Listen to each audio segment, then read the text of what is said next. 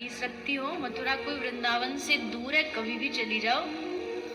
तो गोपी कहती है जा तो हम सकती है, लेकिन हमने अपने जीवन भर उस मोर मुकुट आजादीराज चक्रधारी कृष्ण को नहीं देखना चाहते। हमें मथुरा वाला कृष्ण पसंद नहीं। अगर उससे प्रेम है तो इसी ब्रज में उसी रूप में दर्शन देगा, तो उसकी आराधना करें। फिर भी जब विरह असह्य हो गया, जब विरह सहन से बाहर हो गया, तो गोपी बोली श्री राधा रानी से, हे श्री जी अब तो चल दो, एक बार तो चल दो। सुना है श्री कृष्ण द्वारिका से कुरुक्षेत्र आए हैं महाभारत के युद्ध के लिए, अब तो चलो। तो कठोर हृदय से श्री जी चल पड़ी अपनी सखियों के साथ कुरुक्षेत्र। शिविर लगा था, द्वारिका से 16,108 रानियां आई थी, श्री कृष्ण भी आए हैं। 100 वर्षों का वियोग श्री कृष्ण और राधा का, आज 100 वर्ष बाद मिलन होने वाला। श्री किशोरी जो शिविर में विराजमान है, और भगवान श्री कृष्ण ने उस शिविर में प्रवेश किया। प्रवेश करते ही श्री कृष्ण अपने नेत्रों के अश्रुओं को रोक न पाए। ये क्या मेरी वही प्रियाजू है जिनके मुखमंडल पर इतना अद्भुत तेज कांति रहती थी, आज क्या दशा हो गई इनकी। बैठी हैं सर झुकाए, नेत्रों में अश्रु, और श्री कृष्ण क्या करें, क्या बोले, शब्द क्या कहें, माफी मांगे। क्या जो दुख मैंने इन गोपियों को, राधा रानी को दिया है, क्या ये क्षमा के योग्य है? नहीं, शब्द नहीं है। श्री कृष्ण ने आज अपना मुकुट उतार करके श्री जी के चरणों में रख दिया। हे राधा,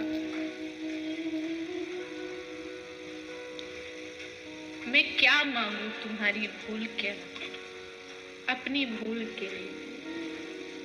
लेकिन श्री कृष्ण कहते हैं, आप करुणामयी हो, सबको क्षमा कर देती हो, तो इस कृष्ण को भी अपना दास समझ करके क्षमा कर दो। और वो शब्द याद आते हैं कृष्ण को, जिससे वो श्री राधा रानी की मनुहार करते थे।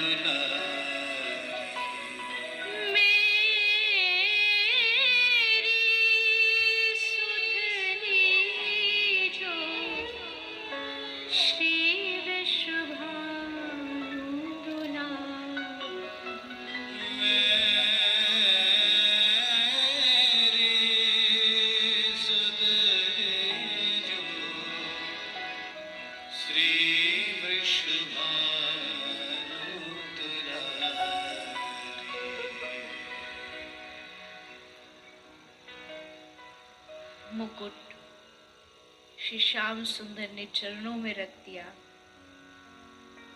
जब कोई व्यक्ति कोई कर्जा उतारने में हार जाता है तो अपनी शान उसके चरणों में रख देता है। भैया अब मेरे बस की बात नहीं,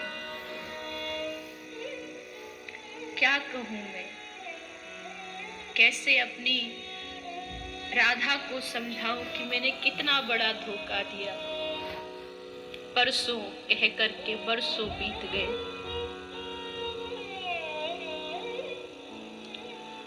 श्री जी ने देखा चरणों में लोटे हैं, पकड़ करके श्याम सुंदर को उठाया। ना श्याम सुंदर, ऐसा मत कहिए, आपका कोई अपराध नहीं है, ये कोई आप अपराधी थोड़ी है। मैं जानती हूँ हमने खुद ने निर्णय किया था कि हम अवतार लेंगे, लीलाएं करेंगे, तो लीला में तो ये होना ही था। और आपसे मेरा संयोग थोड़ी होता है, आप और मैं कोई अलग थोड़ी है। आप ऐसे न कहिए। श्याम सुंदर कहते, हे स्वामिनी, एक प्रार्थना है मेरी, अगर आप स्वीकार कर लें। हाँ ना प्यारे, कहिए।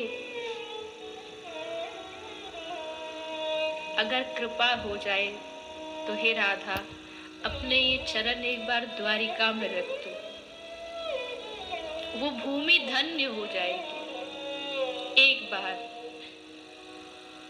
मेरे साथ द्वारिका चल के उस धरती को, उस माटी को पवित्र कर दो। श्री जी के नेत्रों से अश्रु बहते हैं। श्याम सुंदर से कहती है, हे श्याम सुंदर, मैं कितनी असमर्थ हूँ आपकी इस प्रार्थना को पूरी करने के लिए, आपकी इस इच्छा को पूरी करने के लिए। प्यारे सही बताऊं तो कुरुक्षेत्र भी बस एक बार तुम्हें देखने आई, अन्यथा अब ब्रज छोड़ने का मन नहीं करता। उस वृंदावन की भूमि से बाहर जाने का अब हृदय ही नहीं कहता। बस आपकी एक झलक पानी थी, गोपियों की इच्छा थी इसलिए आ गई, अन्यथा मैं उस रज को कैसे छोड़ दूं। तुम तो छोड़ करके चले गए, तुम्हारे बाद किसने संभाला हमें। उस वृंदावन की माटी ने, हे श्याम सुंदर, हमें संभाल करके रखा। आज हम उससे दगा कर दें कि हम उसे छोड़ के तुम्हारे साथ चल पड़े? नहीं, इस भूमि को हम नहीं छोड़ सकते।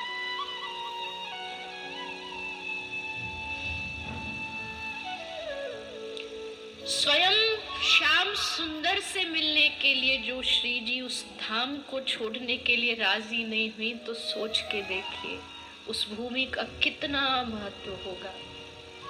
तुम्हें द्वारिका जाना है, जाओ, मैं नहीं जाऊं। ये ब्रज मेरा है, श्री जी मानती हैं कि ये मेरा है, मैं कैसे